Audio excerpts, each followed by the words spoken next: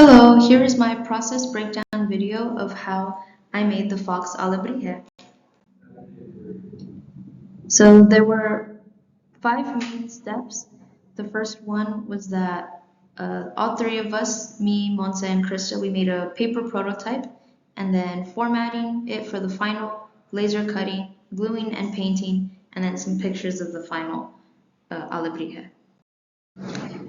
The first thing that we did when making the fox alebrije was we decided to make it first out of paper just so that way we could get a general sense of the size of what the final thing would be, and that way we wouldn't really be wasting any materials. So we found a link off of Etsy. We bought a template off of Etsy for a Papakura fox. And so we printed all the pieces out, we cut it out, we just glued it together. And then we also paper mache'd on top to try to make it a little bit thicker. That way we could kind of see what the real thing would look like.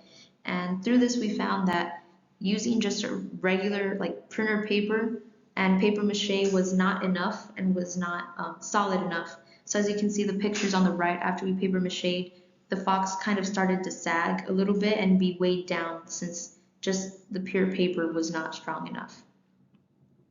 So after this we decided to use chipboard and the laser cutter to create the final fox.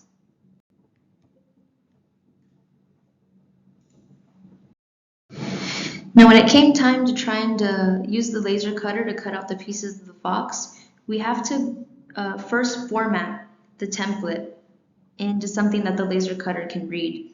So by doing this, we had to put in the template into Illustrator and turn all the parts into vector files. And then from there, we had to save the vector file as a PDF and then put that into the laser cutting software. So here the pictures on the right was us putting it into Illustrator, changing them into vector files, and also scaling up the images to be the correct size to make the larger fox that we needed. And then the picture on the right was me going in and adding all of the perforation lines so that way when the laser cutter reads it, it won't just cut straight through each line, it'll actually make little perforation marks to make all the folding and gluing easier later.